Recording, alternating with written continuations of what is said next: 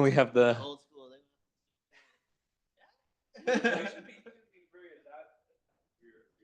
Testing, testing. 1, 2, 3. Check, check, check. 1, 2.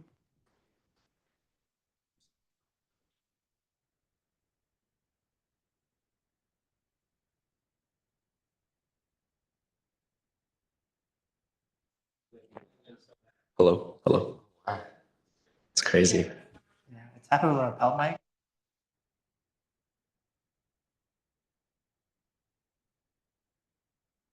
Testing, testing. 1, 2.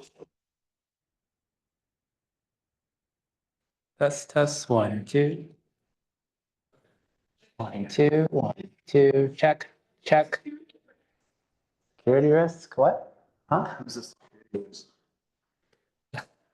Great.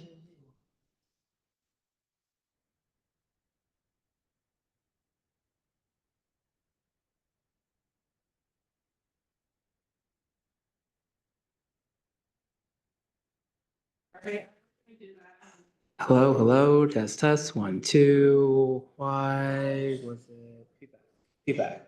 Feedback. 1, 2. 1. Is there feedback? Time. If it's like far enough away from me, I think I can hear myself. Bigger. That's okay. Okay. 1, 2. 1, 2. Check, check. 1, 2. 1, 2. Check, check, check. Oh, I think it's time to. I hear myself. I can hear myself like from right here. I can hear myself on the speakers. Yeah. Yeah. 1, 2. I can hear myself. Yeah. Yeah. The gain is like really high so that it can pick up someone talking when it's like this. So I'm worried about the feedback because of that. If I turn it down lower, then you can't hear the person talking. And then it's like drastically different from this, where it's a lot.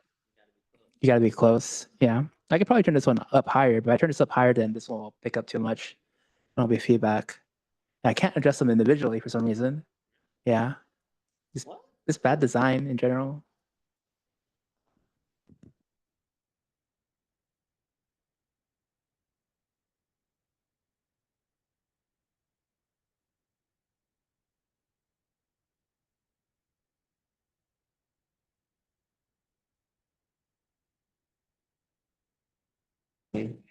What's up there? Yeah, you hear yourself on the speakers now. Me? Yeah. Yeah, hear me. Yeah. On the speaker. Uh-huh. Emily, can you hear us? Marcos?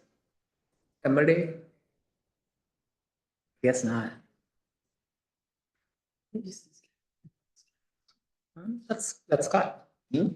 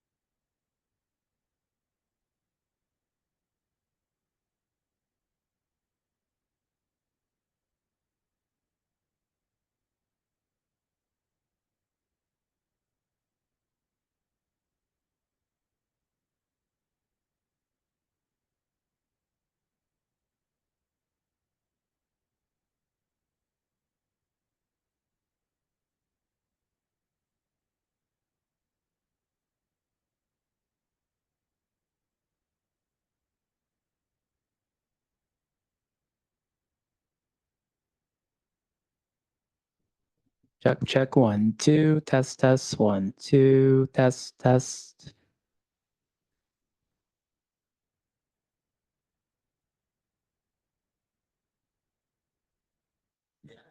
Check 1. Check 1, 2. Test 1, 2. Check 1.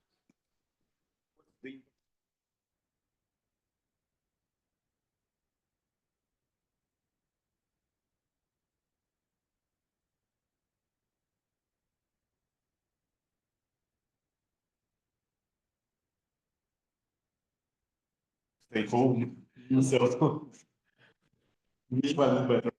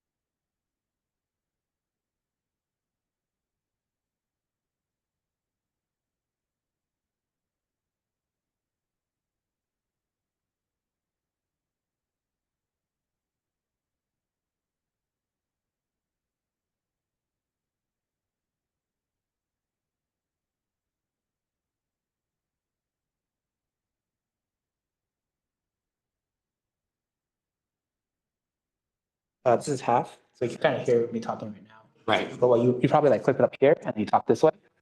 I think this is maybe a little loud.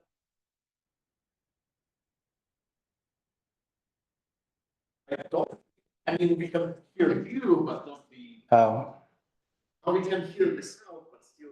yeah, it's not great. Yeah.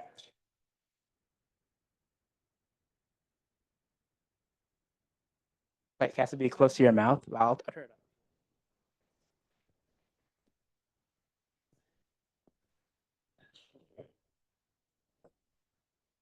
How close? Hello? Can you hear me through the sound system? I got to type, Vlad. I'm trying to demo stuff. Oh, hello? Test, test, test. We all really like AWS SageMaker, even though we've never used it before in production. Hello? Yeah, because someone left something running. Yeah, we did. How about now? Barely? That's at max? Yeah. I mean,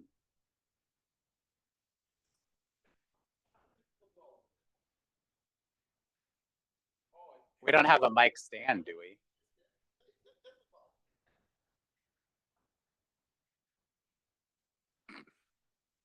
For real? Maybe I can clip the thing right to it and talk directly into it.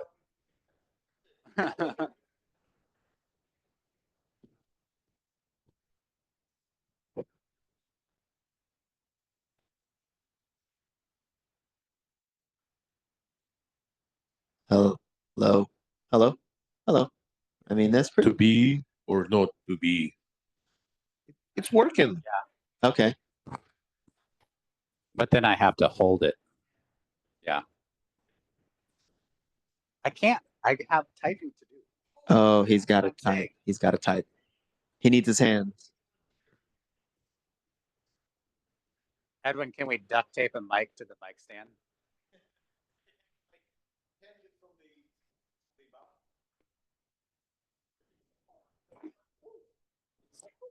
I have.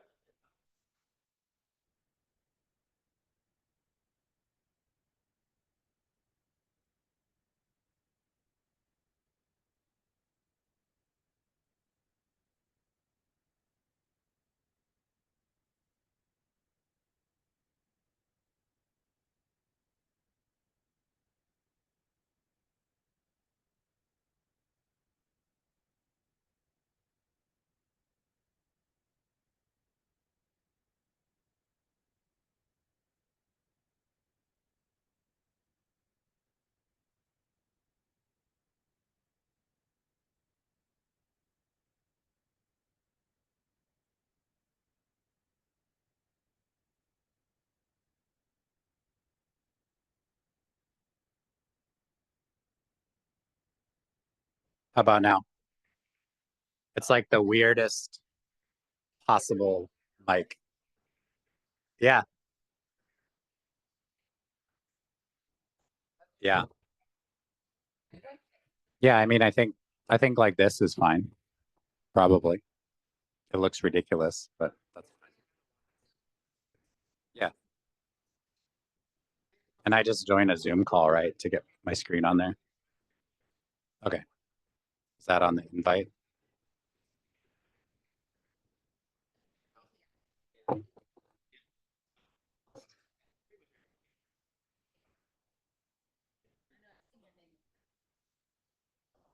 Yep.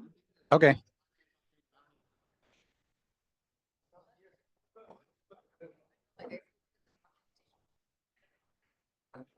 Here we go. Check, check, check. Sounds good. Yeah. Yeah.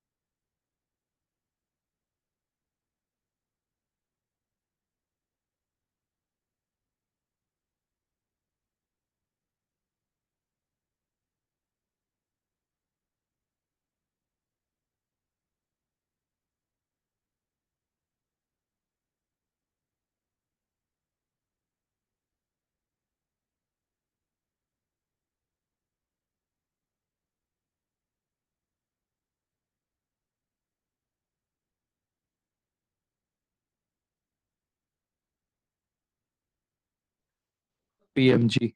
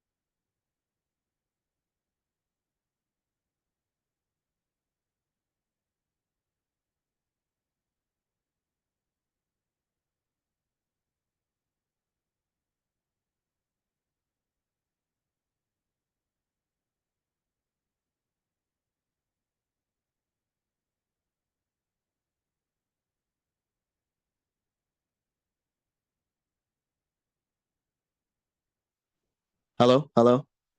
Hi, everybody. Just a heads up. We're going to start in about 10 minutes. You don't have to stop talking now, but in 10 minutes, you will have to stop.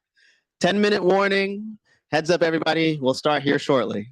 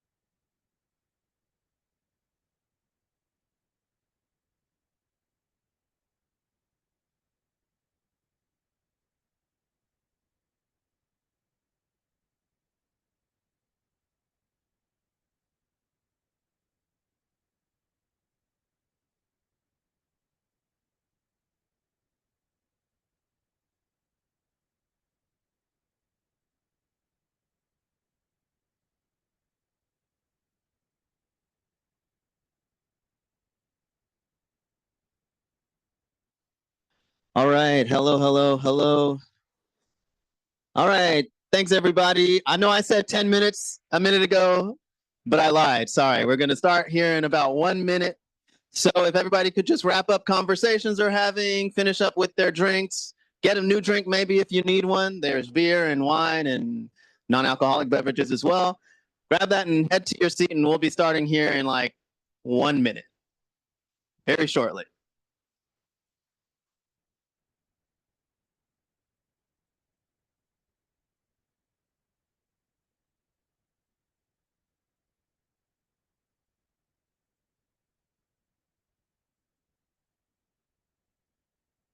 All right. Excellent. Welcome, everybody, to PMG. Welcome. Have a seat. Thank you for joining us for this meetup. I hope everybody is ready and eager to hear from our fantastic speakers today. We're going to be covering a few different topics, so I want to just give you a rundown of how the agenda will go.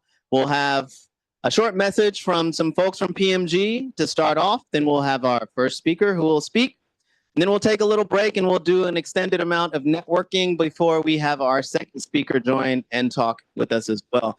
The second talk will be technical, will be code. So if that's your jam, definitely stay for that. And we will go deep in that aspect. Another thing In between, we'll have beverages. Obviously, you can grab a snack, and we'll also have networking at the end as well. So once both speakers have concluded, will be time to meet with your fellow AI enthusiasts and the speakers as well.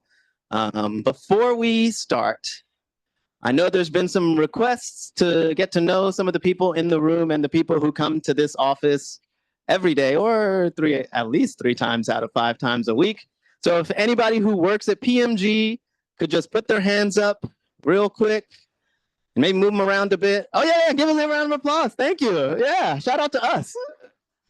And just if you see or have a question or want to interact with anybody from PMG, look for those folks here. All right. To begin, we're going to start with a word from Vlad, and he's going to open us up before we start with our speakers. So Vlad. Thank you, Evan. Can you guys hear me okay? Good, good, good. So first of all, thank you. Thank you so much for coming here. It means a lot for us. What we are doing here, we are trying to help to develop AI community here in Dallas. And of course, it's important that people show up and contribute. And I believe over time, not only you will be coming to those meetups, but you will also be inviting your friends, your colleagues, you will be speaking here, maybe you will be organizing more meetups. My name is Vlad Pavlov. I'm Senior Director of AI and Software Engineering here, and I represent PMG. But it's important to note that there are 2 other organizations that are co-organizers here. AI Camp, this is a huge global network of AI meetups, and Dallas AI, which is obviously, as the name says, a Dallas-centered, largest here community of AI professionals. How did you, okay, who is the first time here? Raise your hand if you're, oh, okay, so about like half of the room. How did you learn about us? LinkedIn, raise your hands if you learned about us from LinkedIn. Okay, what are the other sources of information? Meetup.com, who learned about us from meetup.com? Okay, what are other channels? How did you find out about us? A friend, okay, who came here for the previous event. Okay, cool. Now, those who already attended previous meetups, raise your hands if you attended just one event before. Okay, keep your hands if you attended 2 events. 3 events. 5 events. We didn't have 5 events, of course. We just started last December. Those of you who are new here, what do you know about PMG? If you've never been to PMG office before, can you tell us about PMG? Anyone? Industry as PMG for many years. So I know that business. Okay, but what we are doing?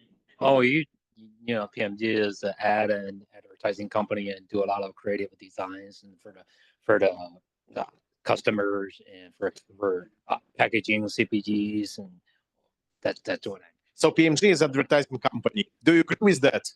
Who agrees with that? No one. Like 5 people. Who doesn't agree with that? Okay, anyone else? Don't you have an opinion? Come on, guys. Well, it's both true and false.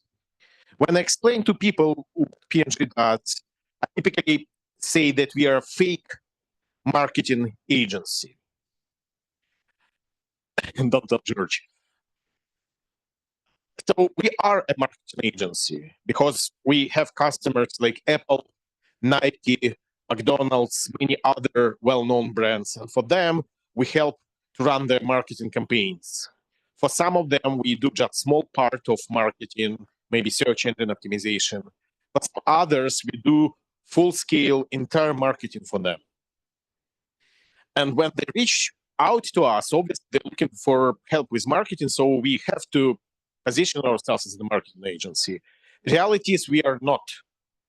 We are a software company that pretends to be a marketing agency. And this is important. Why? Because not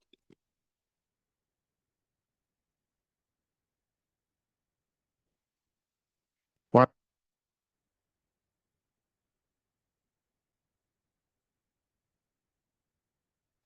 two, three. Cool. Not only we are one of the fastest growing marketing agencies, which is kind of by itself, but we are one of the most efficient marketing agents in the industry. We offer one of the best returns on advertising.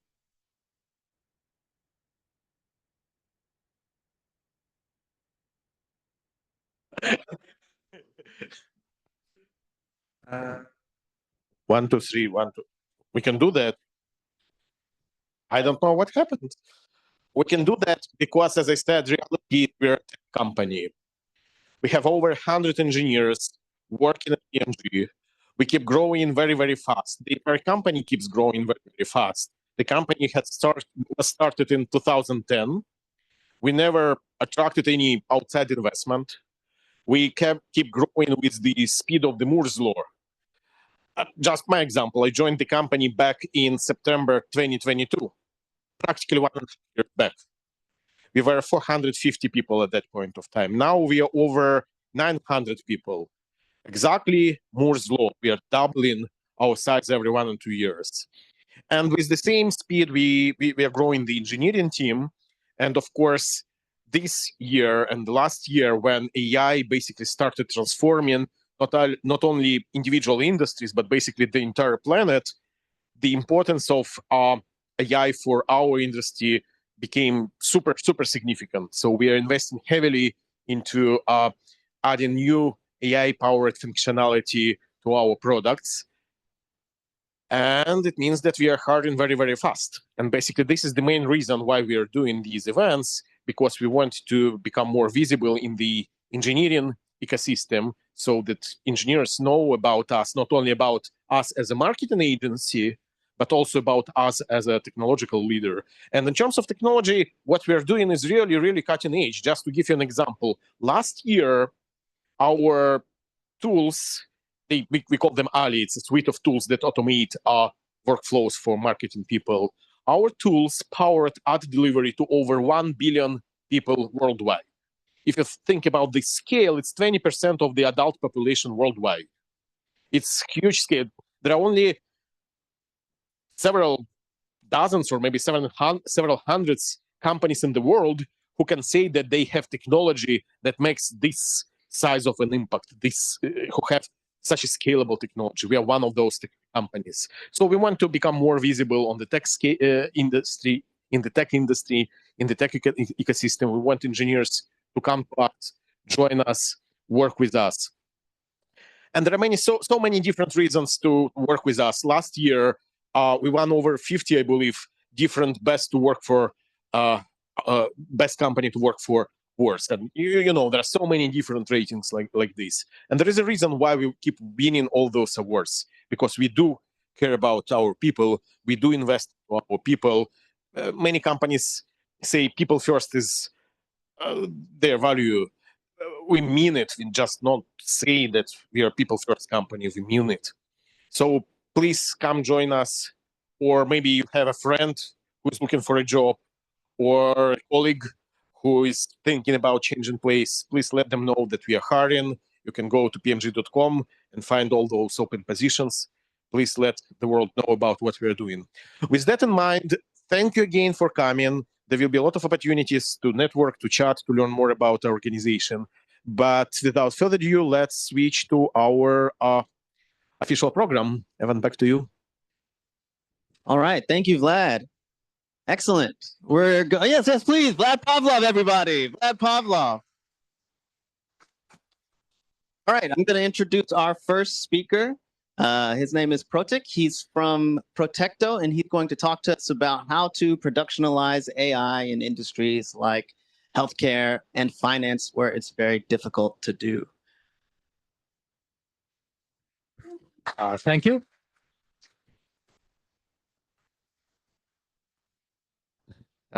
Thanks for hosting us from Protecto. So we're going to talk high level about the challenges that people are facing today in deploying GenAI applications in production. But before we go there, just wanted to highlight some use cases. Kind of approximately tell me like how many folks are from healthcare or banking? There's probably 20, 10%. Yeah. So what I'm going to talk about is relevant for all GenAI applications, but very relevant for data privacy, data regulations. So one of the things we are seeing is as you're deploying your projects, doing POCs, let's say you're handling 200 records, trying to build a RAG, it's a couple of weeks of work.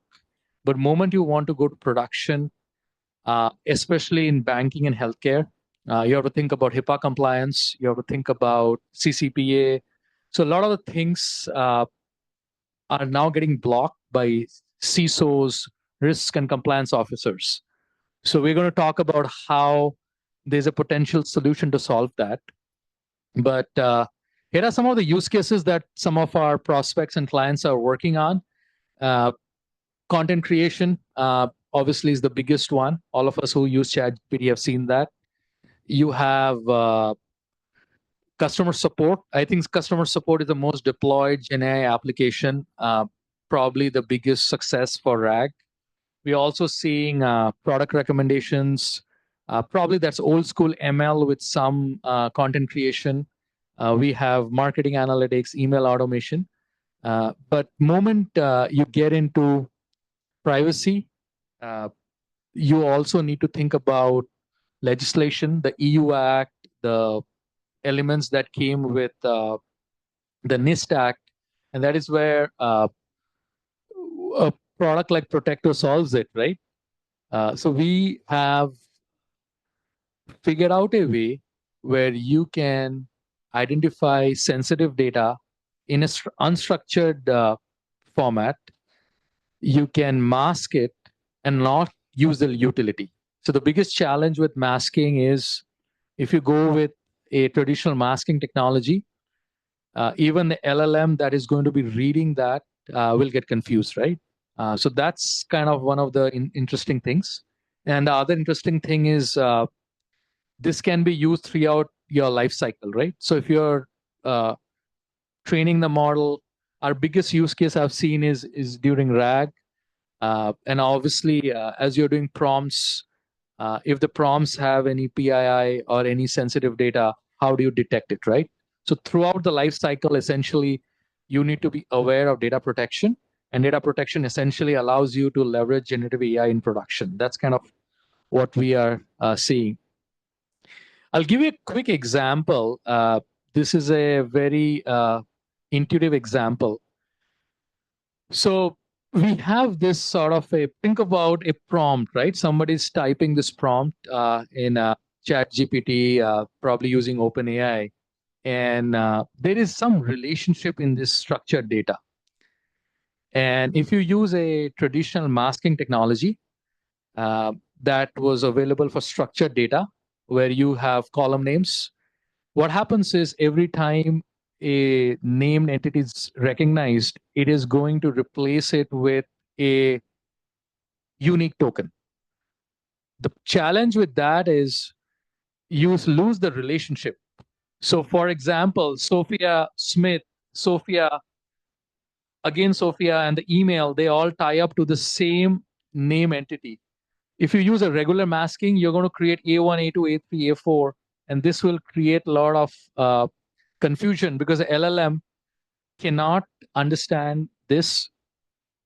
So what we do is we take the name, we replace it with the same consistent token. So every time the name Sophia occurs, you will use the same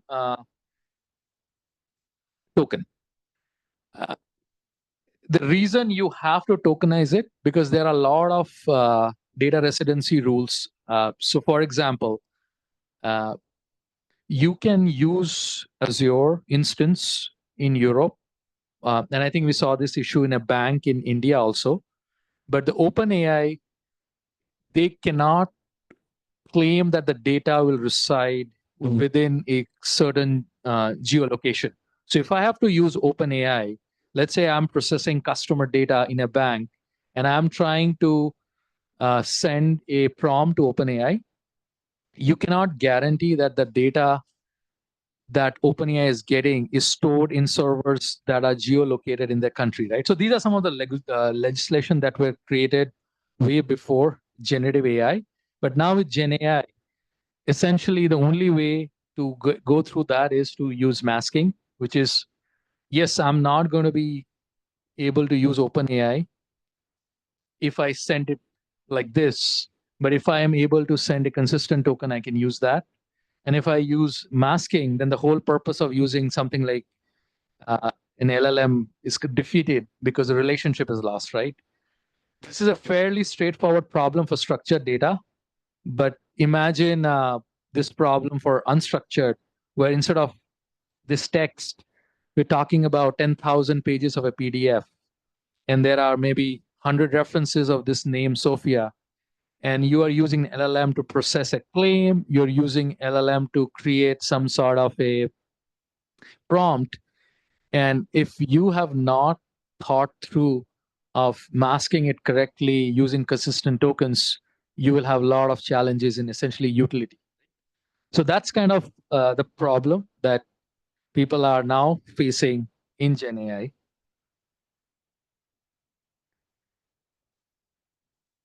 The other big challenge we see in generative AI when it comes to security is role-based access.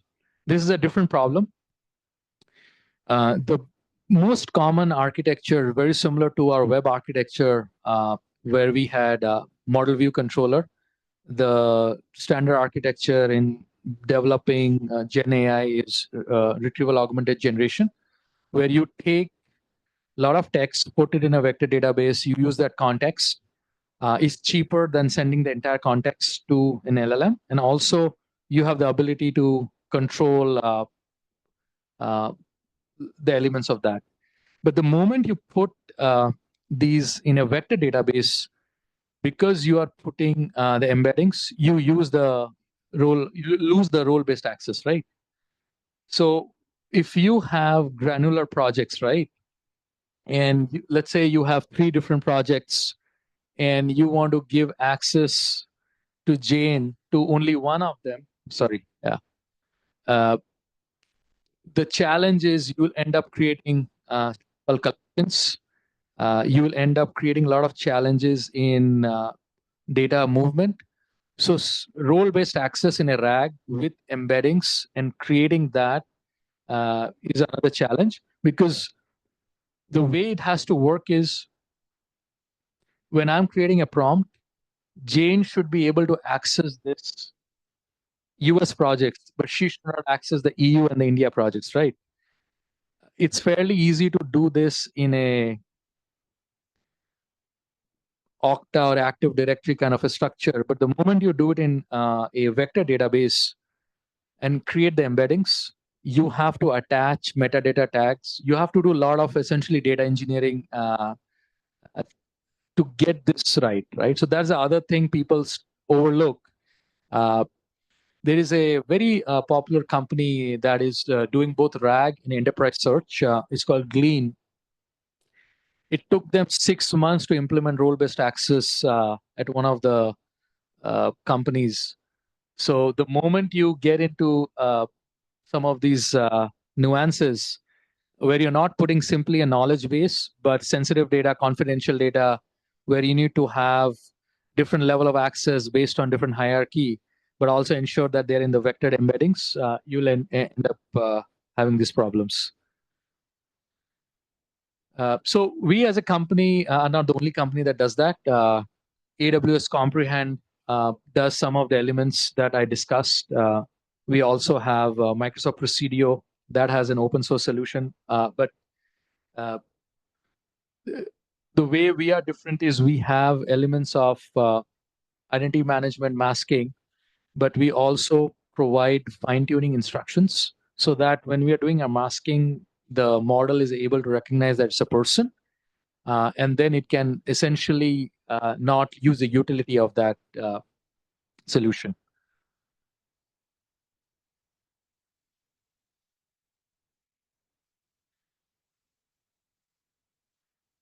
So in terms of RAG, the other problem I was talking about, you can use Pinecone, you can use Melvis.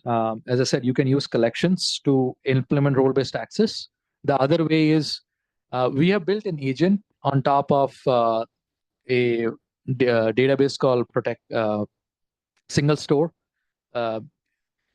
wherein you can essentially implement the same level of access. It will preserve the consistency, it will prevent the data leaks, and it will also allow you to have role-based access. Deployment is sort of both SaaS and on-prem. As we work with healthcare clients, we see most of them adopting on-prem for production, and then they typically will use our solution in the SaaS for POCs. And then a little bit about the build versus buy. So we get into a lot of conversations of why should we build our own named entity recognition algorithms? Why can't we do our own privacy preserving AI? So here are some of the reasons. Deployment is expensive. You'll have scaling challenges. There are a lot of regulations that are come through HIPAA, GDPR. There are a lot of reports that you can get out of the box, right? So obviously this can be built, but here are some of the things we thought of why it can essentially, for especially regulated industries, they should look at some of these options. Yeah, this is a little bit about the team and our background. And yeah, we're lucky to have some venture funding. We are looking to work with design partners. Right now, we are very closely working with a company called Infosys. We're part of the Innovation Network. We're closely working with a company called EXL in the East Coast. A lot of hospital systems and some of the banks are using our solutions. And since all of us are in Dallas, May 16th, we are working with a nonprofit called Dallas AI. We're doing a 3-hour workshop for building your own RAG. So happy to share some more insights. I have some time, I guess, 5 minutes probably. Happy to answer any questions. If you have got challenges in deploying GenAI in production, if you had any lessons, happy to give some insights. So I'm right here by the stairs. Oh, hi. So when you said about masking, they utilize it as a utility or they use like a third-party utility versus the way y'all do it, it's not a utility, right? On your first slide. Third-party utility in the sense like Comprehend or Presidio from Microsoft? So whenever you said that they do masking, it kills accuracy whenever they use like a third-party utility. Was that what you were referring to when they said they use that? No, what I meant is if you don't use format preserving, or if your masking essentially doesn't take care of the relationship. So if every time I use the word Sophia, if I'm creating different tokens, then you cannot tie the relationships together. So that works for structured data. Unstructured, it won't work, right? And mostly in GenAI, you're dealing with unstructured data. That's what I meant. Okay. Yeah. Awesome. Thanks. Yeah.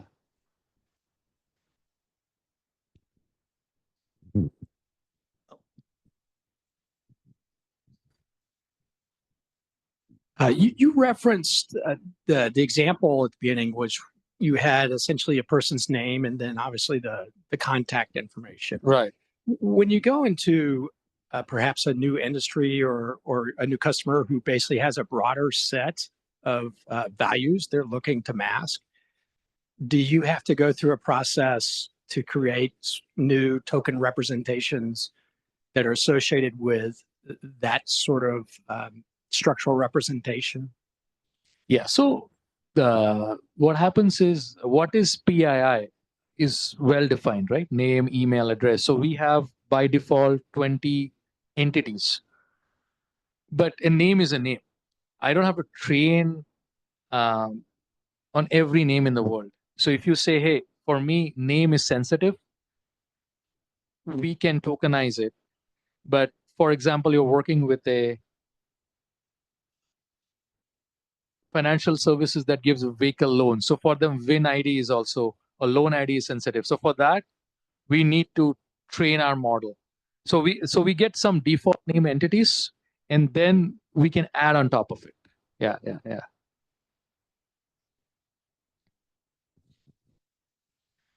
Hi, I have a couple of questions. First one is with the tokenization, if I have two different people with Sophie Smith and then some other Sophie, so how do you really identify that, duplication, that different? In the context, it may be, right? In a third paragraph, it may be referring to a second Sophie, That's one. Second one is with RAG. Suppose if I have to call an API and with a tokenized approach, how will my API know whom am I, what is this token about, right? Yeah, those are my two questions. Thank you. Yeah. So if you look at this Sophia name, right? It has figured out that both Sophia and Sophia Smith are the same people, and that's why it has created the same token.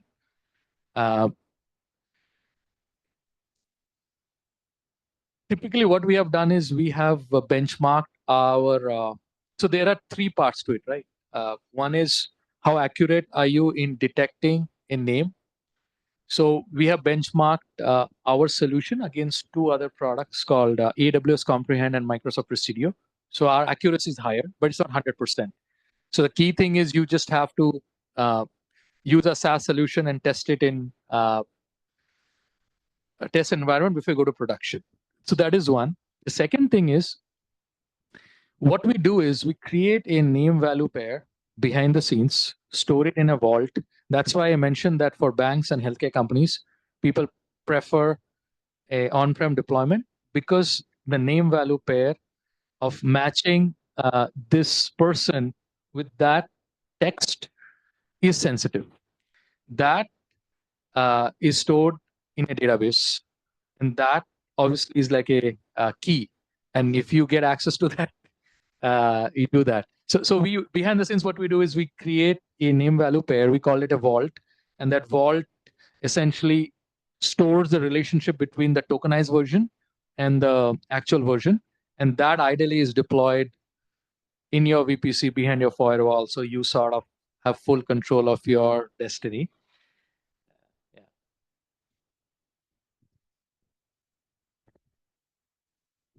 And I'm sorry, how much time I have because I don't want to. Okay, maybe one, two more, right? Yeah. Go ahead. Yeah. There was one more here. Yeah.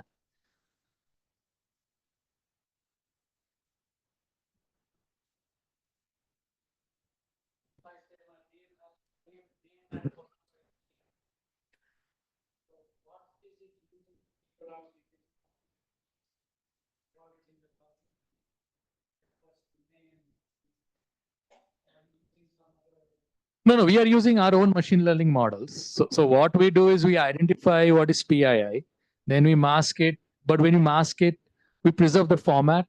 So if you're using name, so if you're familiar with the concept of synthetic data, what we do is we are using name entity recognition, and then we are using synthetic data to mask it. So the quality of the LLM is not lost.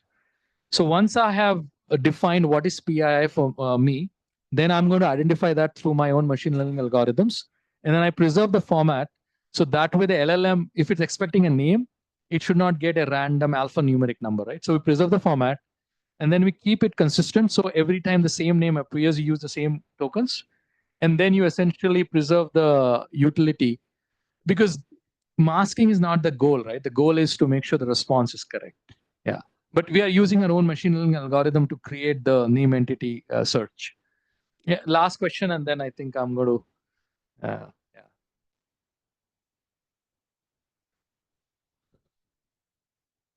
Hello. Yeah.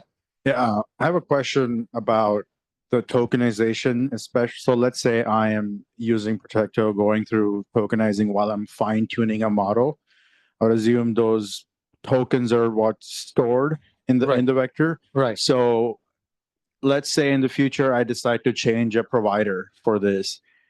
One, is it possible? And two, does that mean that now we need another key value to reference the key value for Protecto, like, or I'm locked in to this vendor because that's how the model was trained? Yeah. See, fine tuning occurs probably 5%. Most of the time we see RAG. So either if you're using RAG or whether you're using fine tuning, essentially, if you want to use another algorithm in future, you just have to start from scratch. There is no reusing our tokens or anything. And if you can afford to do fine tuning, you probably can afford to redo it, right? But yeah, these tokens are not reusable. They're not reusable. Yeah. Okay, I'm going to respect everyone's time, and I think we have another speaker, so happy to answer any questions. And as I said, we have a nonprofit called Dallas AI. There's a May 16th meetup. We can kind of talk about that. But thank you. Protik, everybody.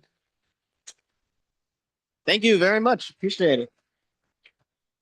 All right, so we're going to take a break here now, do a little bit of networking, and then after that, we will go to our next speaker, and I'll give you a heads up and make sure everybody's ready for that. This is my favorite part, so meet your neighbor, talk with them, talk with our speaker. If you have additional questions, he might be leaving early, so do not wait.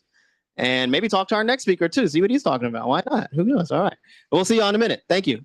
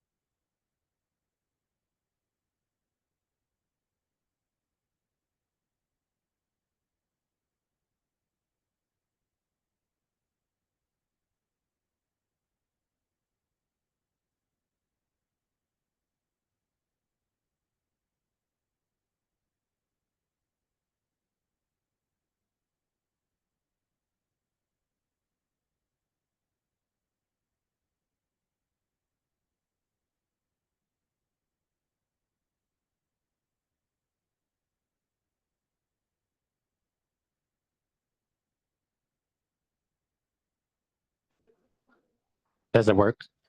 It works. Okay, everybody. Okay. Everybody grab a seat. Grab a seat. We'll be starting here shortly. I hate to cut off the, but I got to. If we can have everybody grab their seats, grab your seat, finish up your conversations, and join us for our next speaker who is ready to go. All right. Love the conversations. We're going to get started here shortly, so everybody grab a seat. I've got great news, but I cannot share it until everybody can hear me. You'll love to hear this. All right. Excellent.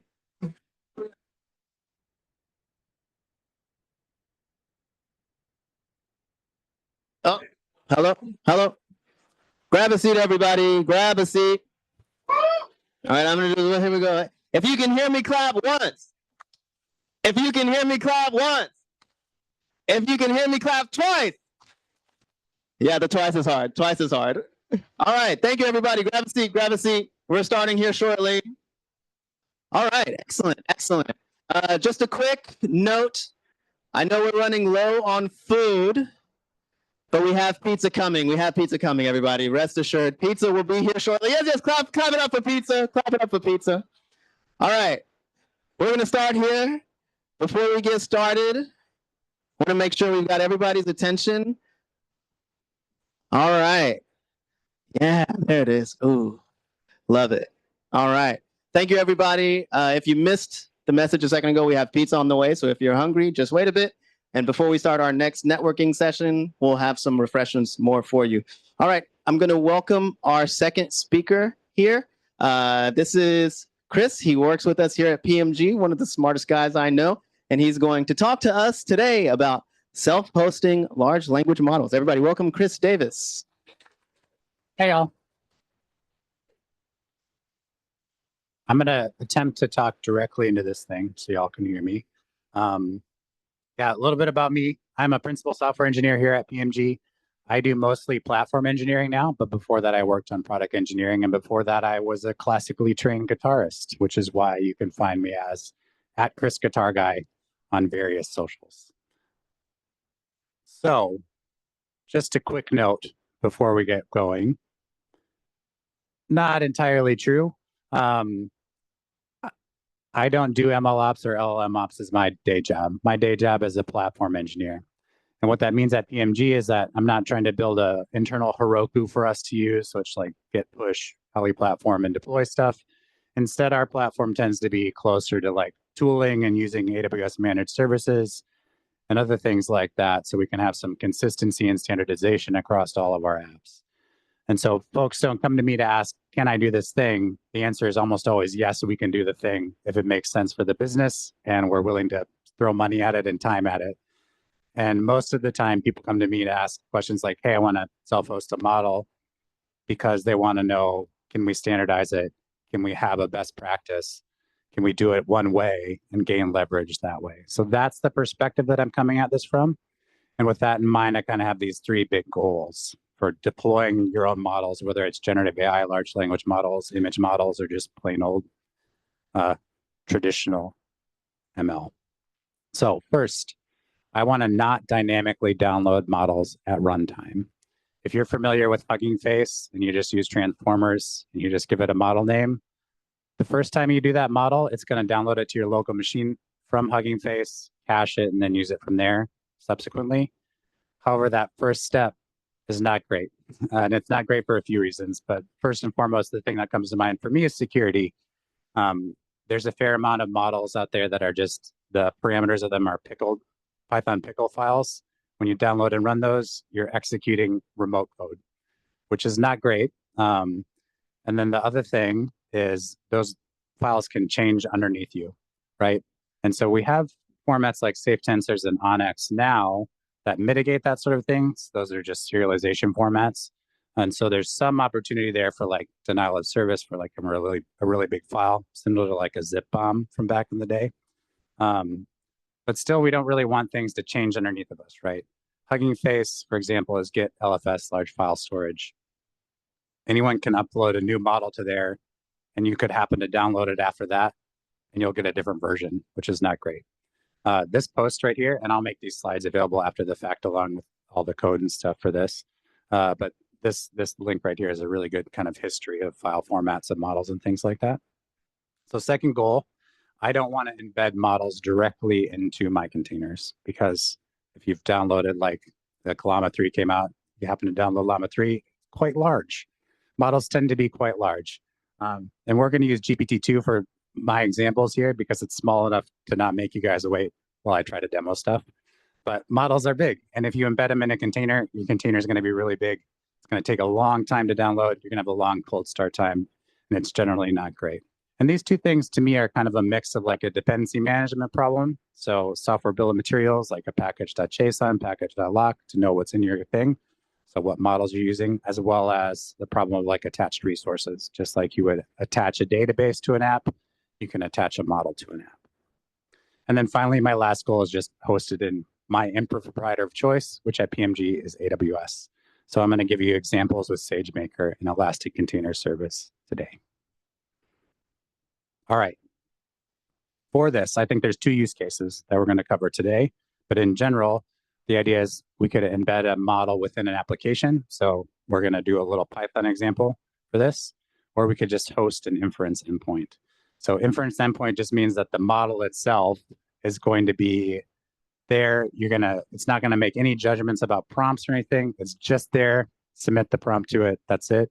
Embedding in an app might be different. That could be like a RAG-based solution where you're going to pull context, combine it, and then prompt your model or prompt whatever inference endpoint behind the scenes. And then code and stuff here is on GitHub, and we'll take a little tour through it as we go through the talk. All right. Goal number one, use local models. Buried at the very bottom of Hugging Face Transformers is how to do offline mode. And this is how you do it. You pull it from Hugging Face from pre-trained, and you can save it to an output path for both the tokenizer and the model. And when you do that, the file directory structure looks like this. This is GPT-2. It comes with the safe tensors file. That's actual model parameters. This is the big one. And then config.json tells Hugging Face Transformers what classes to use for auto model and auto tokenizer. And then the rest of these JSON files are for tokenizers and such. And then using them, very easy on the other side. The things to note is that instead of just saying model name here, you're going to say a model path. And so if you want to enforce this at the app level, you might want to assert an error if you try to pass a model name. You don't want to do that. You want to error because you don't want someone to accidentally like misconfigure the app with environment variables or whatever, and all of a sudden you're downloading models again. So that's the real thing to note here. And you just point, instead of doing from pre-trained with a model name, you point to the model path. And all of these two examples are at the very root level of the repo, but we'll see how it's going to play into the app itself here. All right, for an app with a local model, that's going to be here. We're just going to build a small, fast API app. We're going to load a model and tokenizer at boot time. We'll step through the code in a minute, and we'll validate the path that model exists at boot time, so we crash if it's not there. And then we'll use this as an example to tackle the other half of this, which is, can I build a container that doesn't have a model in it? All right, so just a really quick demo. I've got this running, and I'm going to run my local server. This is just running on localhost, and you can see it's fast API. We've got a prompt endpoint and health endpoint, and I can prompt it. And I wrote a bunch of scripts here because I didn't want to have to remember what commands to type while I was talking to you guys. So there we go. And just for some transparency, so what that looks like, it's just talking to localhost, and we'll reuse this in a minute as well. So the app itself, just a little fast API app. The only thing to note here, I'm pulling some configuration from environment variables. So I've got my model root path and I've got my model version. And in both cases, I'm asserting that those paths exist. This is pathlib. It's just built into the Python core libraries. Two things to note. I'm asserting that the path exists, so I'm going to just crash the whole app if it doesn't come up. That's what I want. I don't want the thing to come up in a state that I don't like. And the same is true for this config. I'm not using like a safe OS environment.get because I want the app to crash with a key error if it's not there. And then the other thing to note, we're loading this tokenizer and model at boot time, so at the top level of the file. So whenever this file gets imported, it's going to cause those side effects to load the model. And we're doing that so we incur that cost at boot time versus at inference time. So someone makes a request to the prompt endpoint. We don't want to make them wait for our model to load. GPT-2 is pretty fast because it's fairly small. If it's like a really large model, your users are going to be waiting a minute for the prompt to come back. So those are the two things, is like make sure the app is in a good state from the start. That's all the config and asserts and stuff like that. And then the second half is loading the model at boot time. All right. So that's our proof of concept for first goal. Can we run it from a local model? Sure. We just have to have a process to get it to wherever we're going to run it. And then goal number 2 is don't embed models in container. So to containerize this app, just use the Python base image. We'll add requirements in the app example, or say we're going to work in this directory, or we just put all this stuff. We need to install a few things so we can actually do pip install requirements and have it work. So Python dev and GCC, and then finally pip install requirements. And then the rest of this, expose 8000, that's exposing the port, telling Docker itself that we're going to run on this port. And Uvicorn is an ASGI server, asynchronous gateway server interface. That's how you would run a Python app. And then main, that's the name of our file. App is the name of the app thing within the file. We're going to run on all interfaces. That's the zeros there. And we're going to listen on port 8000. All right. We did not set any environment variables in this path because we're going to do that at runtime with this environment flag. And we'll see what this looks like in ECS as well. But we'll set this environment root path to models. We'll set our version to endev, this GPT-2, no version path or anything like that. And then this is the real proof of concept right here. We're going to mount a volume from our host machine into the Docker container with the volume flag. And so let's shut down our old app and we'll run our app example with Docker. And again, I wrote a lot of scripts, so I didn't have to remember what I was going to run. I'm not going to build this container for you because it would take a minute and no one needs to sit and watch that happen. We can all do that in our spare time if we want. And then we'll use the same prompt script. And instead of talking to my computer, we're talking to Docker on my computer. There we go. All right. This is proof of concept for goal number 2. Can we do this? Can we run an app with a model that doesn't have it built into the container? Yeah, we can. And now we get to the portions that are infra specific, which is how do you mount a volume in a container in a prod-like environment that you can do repeatably. So that you can think of this as like everything you need to know about AWS. So before we go down that rabbit hole, why containers? Why aren't I talking about Lambdas or something like that? And the answer is that loading a model takes a minute, like we just talked about. So we want to incur that cost, ideally incur that time cost once at boot time, and that's more practical to do in a long running process. With a Lambda, you may get some sort of warm start if your Lambda is fairly busy. So you can put side effects at like the top level of a Lambda file, and it will cache those as long as the Lambda stays hot. But you can't guarantee that for the most part. If you're dealing with an HTTP response or something like that, you have 30 seconds with API Gateway, for example, and you might spend a good chunk of that time simply loading your model. And so containers to me seems a little bit more practical, especially as models get bigger. But if you're doing a background process or something where that time doesn't matter, where a user is not waiting, probably totally fine to use Lambda in this case. All right. So really brief introduction to AWS. To run a workload in AWS, you need all this stuff and probably more.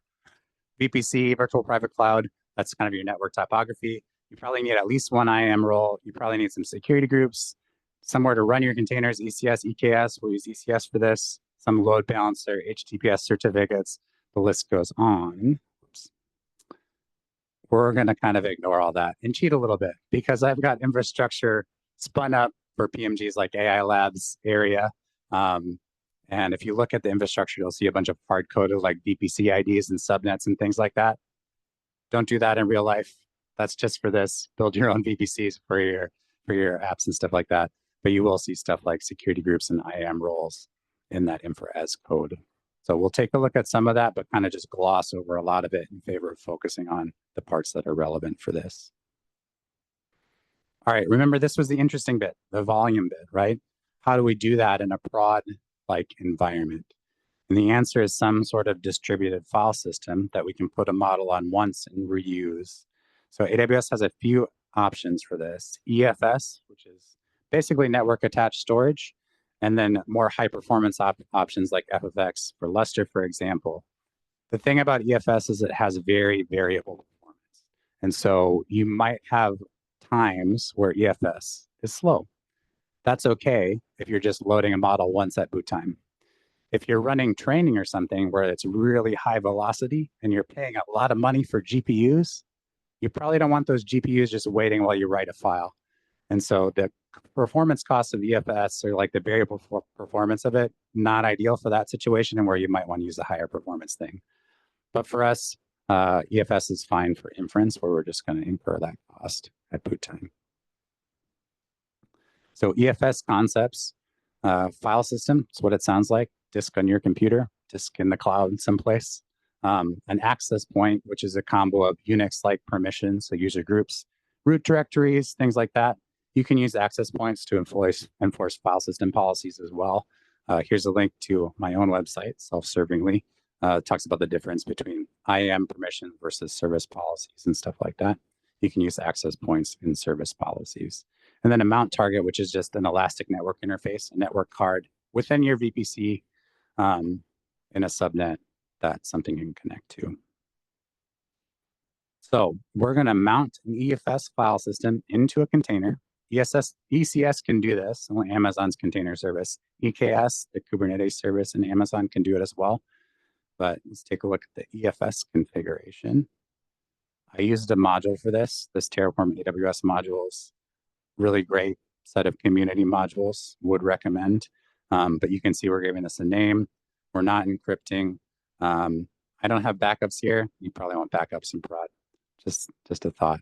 And then security group stuff. So we're saying we want our ECS tasks to talk to this. We want data sync to talk to it. We'll talk about data sync in just a minute. And then access point configuration. So lots of stuff here. Here's those policies for what can access the file system.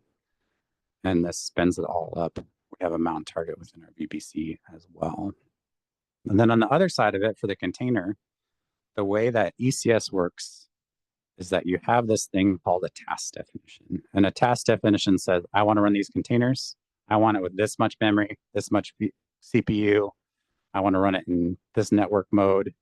And also, I want to mount this volume that will name models, will reference the EFS file system, will reference an access point, we'll do IAM permissions to get to it. Remember this name right here, this model's name. And then within our container definitions, we can say, way down here, mount points, hey, the volumes model, or the model's volume, mount that at this variable, so /models in this case, and make it read-only for me. And remember, we built our app so we can configure it with the environment. So remember model root path from our local example? Here it is again. We're referencing the same path that we mounted the volume at. And then model version is referenced as a parameter. And we do that because we're treating it as an attached resource, which once we get into how we're going to get models into EFS, we'll talk about some more. And just remember, like, this looks very clean and nice. And that is because I hid a lot of the other stuff in different Terraform files so you couldn't see it. So this is one half of solving this bit. We have a volume mounted in this case. Now we need to get models into EFS. But the problem with EFS is that it is a file system, which means that it has to be attached to something to be used.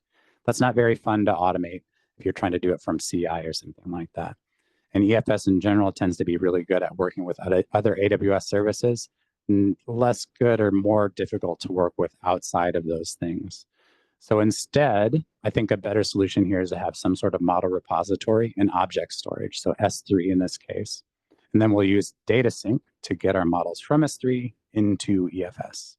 So in data sync, a location is somewhere you're going to get files from or send files to. A task is connecting a source with a destination. And then a task execution is running that task to do a sync. This is what this looks like here. This one's a little bit more messy because it's got all the IAM stuff in it. And if we get down to the bottom here, we can start to see our source location. So in S3, models bucket, and then a EFS target location. And again, we're referencing the mount points and the access points. We also have to give it security groups because it has to like mount it to actually use it. And then our task, we're going to say copy from S3 to EFS, do some logging for us, and then this just outputs. So we can see that task ARN. So remember earlier I said this is a mix of dependency issues. So how can we have a consistent version of a model as well as know that it's not changing underneath of us? And then also attached resources. So if you're not familiar with this 12-factor app, so 12factor.net, highly recommend reading it. Like probably 5 years ago, this was novel stuff. And now we all just kind of take it for granted in the ops world, but there's a lot of wisdom in here to learn from. But we're putting config into environment variables. Remember, that's the model root path, model version, and with the parameter. And then backing services, the idea that you attach things like databases, like other stuff along those lines that are not part of the core app that may be running elsewhere, and you attach them as URLs via this config. We're treating models the same as attached resources in this case. That's why we had the parameter in there, because we want to be able to deploy, to not couple our app to a specific version, because chances are our app can work the exact same. So if you use Hugging Face Transformers, the strength of that library or the strength of LangChain is that it all has a consistent interface, right? So take aside all the AI stuff. This is just pure software engineering. Does stuff work the same if I swap out components? And if it does, that gives you a lot of freedom. It means you can treat models as attached resources and use different models at different times to do what you need to do. So getting a model from S3 to EFS, here's the script to do it. We give a model, we give it a version. Here's our S3 bucket. You might have some process in here that's like downloading it or getting something that you pre-trained and finally copying it to S3. And then kicking off data sync execution to sync the two. And so I'm syncing my model/version from S3 into EFS. I'm only doing a small subset versus syncing the whole bucket or something like that. So this is hard-coded right here. In real life, you'd probably have maybe prod and staging configurations, and you might copy the same model from your model repository to prod, and then model repository to S3, so you're using the same artifact. So most likely this would be not hard-coded in some sort of environment variable in your CI that changes based on the environment. And then to actually get the new model into the service, what we do here is, remember we did that SSM parameter rather than a hard-coded value in our environment. We treated ECS stuff, let me see if I can find it, as a secret. And we did that so we could pull a value from a parameter. And when we actually run this, we're going to change the model version in the parameter, and we're going to tell ECS, our container service runner, to just swap out some new tasks for the old ones. And when it does that, it'll get the new value in it. And again, the goal here is to be able to do things like maybe you want a canary and run 10% of your traffic on the new model for a little while. You can do that because it's all in config and you're not tightly coupled to code. That's one other strength of this idea. Or if you just need to swap out and have a blue-green deployment, so ECS update service will spin up new tasks with the new model, start sending traffic to them when they're healthy, and then spin down the old tasks as it drains traffic from those. That's it. We deployed a model. Should we demo it? Should we see if it works? Maybe. Once again, there's a script in here. Where was it though? Apt ECS, that's what it was. And this will probably take longer because it doesn't have the amount of resources that my MacBook does, because I didn't feel like spending a bunch of PMG's money on this. But there we go. And the only difference with this script is that instead of pointing to localhost, it's pointing to this thing that I've got running, which I also need to scale down after this talk because it doesn't have any authentication. All right. What about inference endpoints? You could do basically the same thing that we just did with inference server software. So Triton, OpenLLM, VLLM, Kserve, there's a lot of options here, but the concept is the same.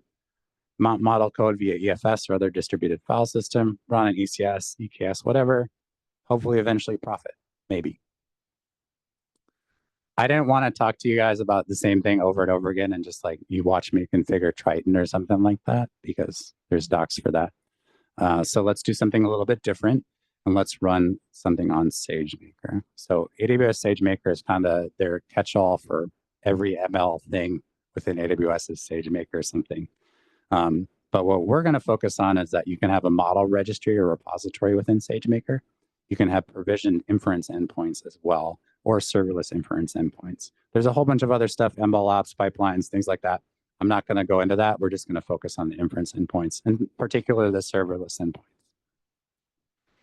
So SageMaker endpoints core concepts. There's a model that's immutable. So once you create a model in SageMaker, you can never update it again. It includes what container image you're going to run the model with, as well as model data, which can point to something on S3. There's endpoint configuration that includes, is this a serverless endpoint? Is it provisioned? Are there concurrency limits? And most importantly, which model is the endpoint going to point to? And then the endpoint itself, which is the actual inference endpoint that's running AWS hosted behind a URL. Remember we talked about ECS task definitions before? You can think of endpoint configuration as the task definition. And then the way that you run services in ECS is with it's called a service in ECS, but it keeps a certain number of tasks up for you. You can think of the endpoint itself as a service.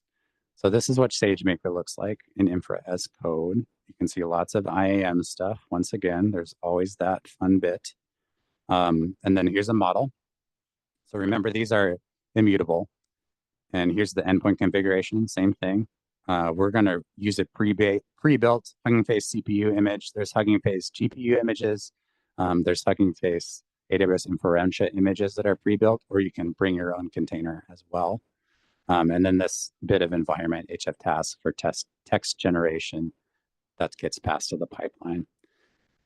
One thing that we do here when we have immutable resources like this, like task definitions are immutable as well, is we'll make a template version, so dash template, and then we'll query this templated version and use the values from it to create new things. And it lets us get some sort of control via infra as code for things that are going to live and have life cycles outside of Terraform. So most likely this is going to be some part of a CI process or continuous delivery process as well. And that's one of the reasons why I have all these scripts in here. If you're a data science practitioner or app dev or something, and you go to your ops team or platform team, you're like, hey, I need to automate this. Here's a script. They're going to love you, right? That's what their job is too. Is that's like 50% of someone that's automating this stuff's job is just, how can I script it? And then the actual endpoint itself here, I'm pointing to the template for now. But the only thing to note for infra as code is that I'm ignoring changes on the endpoint config. And that's so I can update it in some other process, but keep most of the control here. So the deployment process for this looks almost the same. We're going to bundle the pre-trained model into a tarball, tar.gz. We're going to upload to S3. We're going to create a new SageMaker model based on the template. We're going to create a new SageMaker endpoint config based on the template, and then update the inference endpoint. And behind the scenes, when you run this deployment process, SageMaker does the same like blue-green thing, where they'll start sending traffic to the new version and take down the old version. And again, this is all scripted here. You can see me pulling a bunch of defaults from the templates, and then bundling the model, uploading it to S3, creating a new model based on the stuff from the template, creating a new endpoint configuration based on the stuff from the template, and then finally updating the SageMaker endpoint from there. And we can demo this, and it's most likely going to take even longer because it's a serverless endpoint, and it's not very hot right now. I tried to query it like right before this talk, but it probably shut down already. You can ignore this AWS vault stuff. That's how PMG does our AWS permissioning. So What do you think? Should we stare awkwardly at each other while we wait for this? Or should I summarize and come back? Stare? Maybe it's done. Oh, just kidding. All right. In summary, remember the goals are 2 goals. Don't download models at runtime. And then don't embed models with source code. Treat them as attached resources like a database or anything else. And I think if you get one other thing from this talk, and one thing that I came away with having written it and experimented with this stuff, is this idea of a model repository in S3 and some other object stores. It doesn't really matter. Can act as a really good handoff point between teams. So if you have data science teams working and building models, them shipping it to an S3 bucket where they can say to the app devs, like, hey, I got this new fine-tuned model. Can you try it out? Cool, let's put it in staging. You can now run the other half of the process, right? And so all my scripts and examples have everything all together. I think that S3 bucket or object storage or Azure blob storage, GCP, what's it called? Cloud storage, I think. Any of those could be a handoff point between teams. All right, let's see if it worked. Hooray. All right, can I answer any questions for y'all? Wait for the mic, I guess.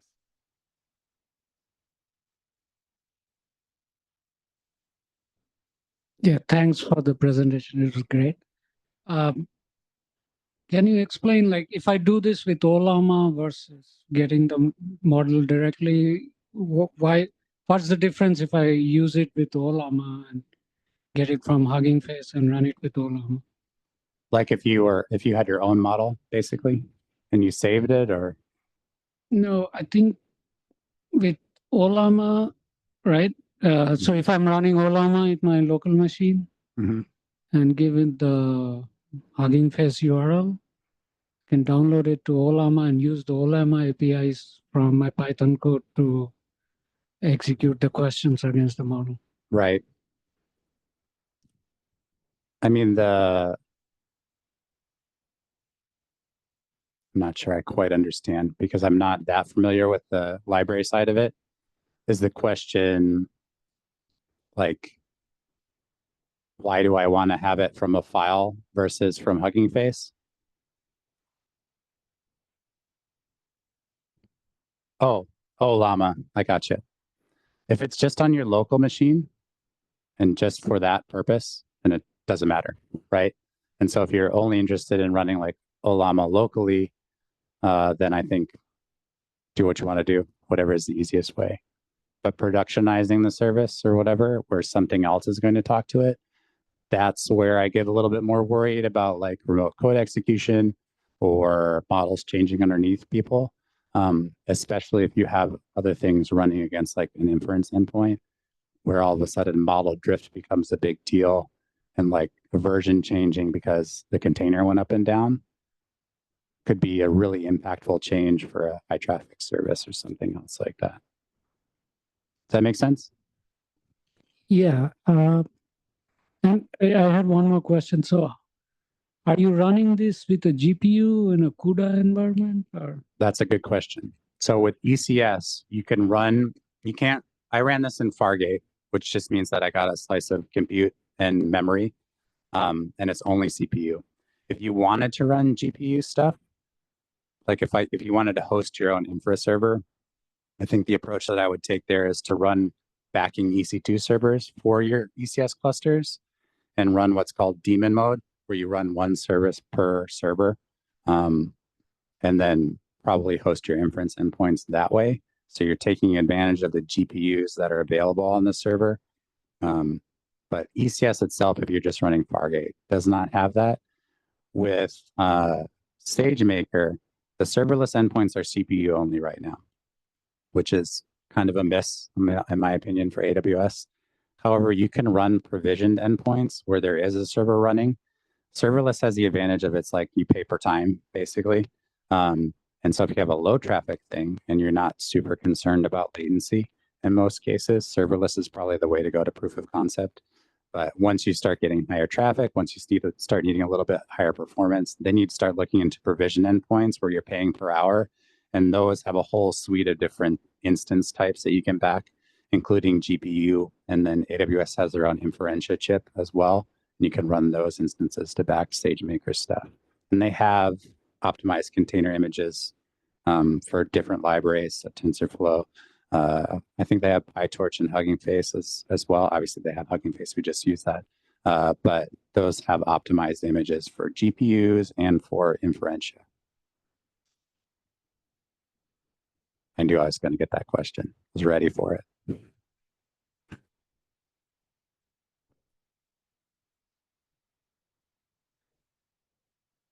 Anybody else? Any other questions?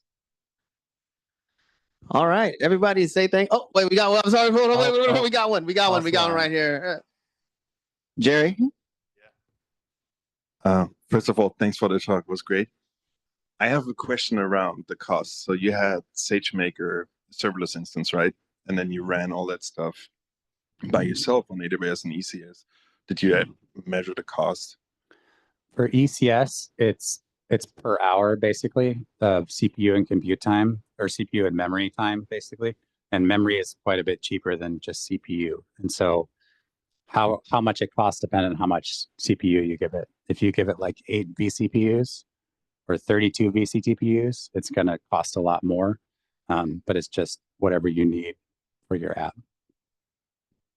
If you're comparing and contrasting like hosted ECS stuff versus real-time inference on SageMaker, ECS is almost always going to be cheaper because you're running stuff, I almost said closer to the metal. That's not true at all.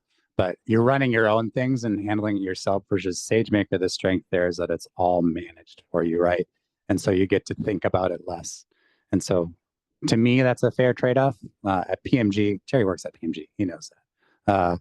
But we have a smaller ops team. And so for me, the premium of paying for a provision thing, a managed thing, is very much worth it. So I don't have to be awake at midnight monitoring a service or something as it went down. Thank you.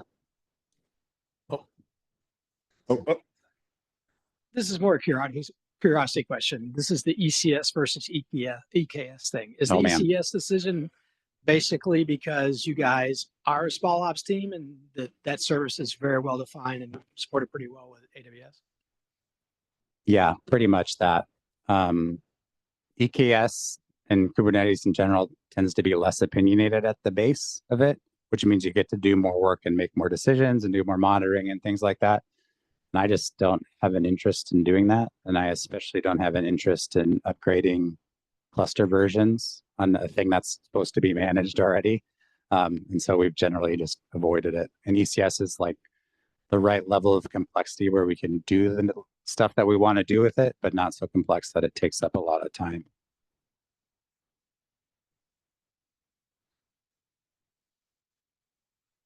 But that also means we're locked into AWS basically.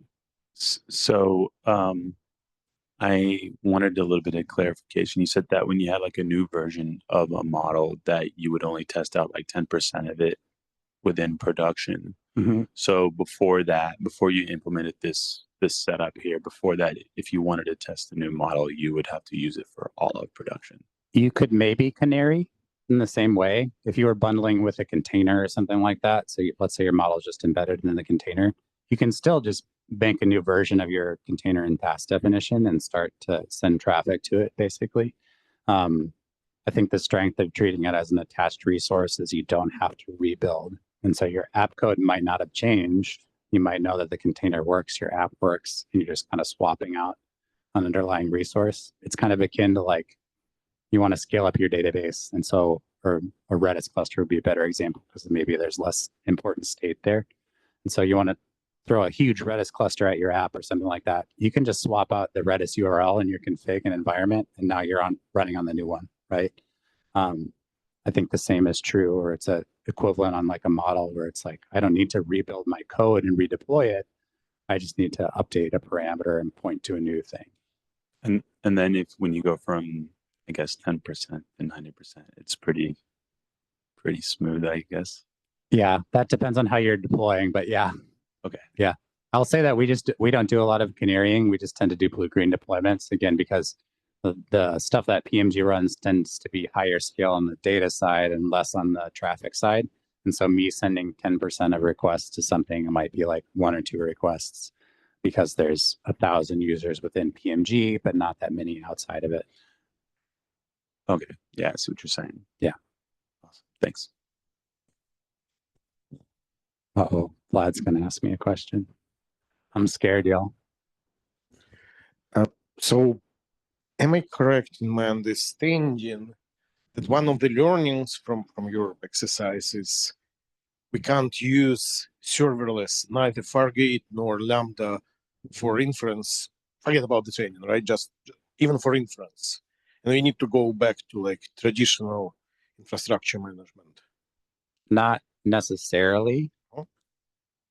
I mean, because they don't support GPUs. What's that? Because they don't support GPUs. Serverless versions of them, no. Fargate and serverless inference don't right now. So you can still use SageMaker and just use provisions to get GPUs. And then ECS, if I were running apps and I like needed a GPU and I needed it to be an ECS, again, I would run EC2 servers behind the ECS cluster with GPUs that those services could use. That's the workaround for it, or the solution for it. So it's not going back to like buying H100s and dropping 40K and having on-prem or something like that. It's more like, I mean, you're still probably going to pay 40K, but you're just paying it to AWS and not running a server. But yeah, it's just a different sort of solution, basically. So doable in both cases. It's just this was easier to talk about than more moving pieces.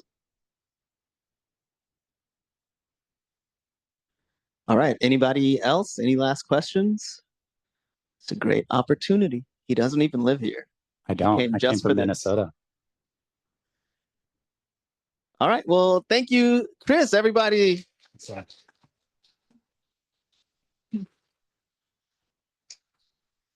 Yeah. Y'all remember when Vlad said we're really a technology company? That's kind of what he was talking about here. And I can't think of a better time to also remind everybody about pmg.com/careers. We are hiring. If you thought any of this was cool or anything else that you heard about tonight, we have opportunities along these lines for many people who want to sign up here. So if you're interested, go to that website and sign up. All right, we're going to end here shortly, but before we wrap up, I think, Vlad, you wanted to say a few words. So welcome Vlad back, everybody. Well, those of you who have been before know already what is going to happen. What's going to happen now? Now, we are going to skip this, close your eyes, but we are going to go with the take out your phone. Show me your phone. And take a selfie.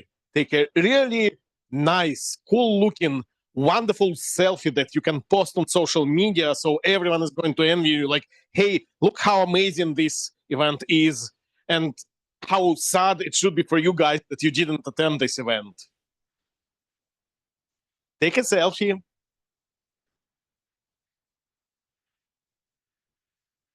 And post that selfie on LinkedIn and tag those people whom you want to come the next time. And the next event is going to be, who knows the date?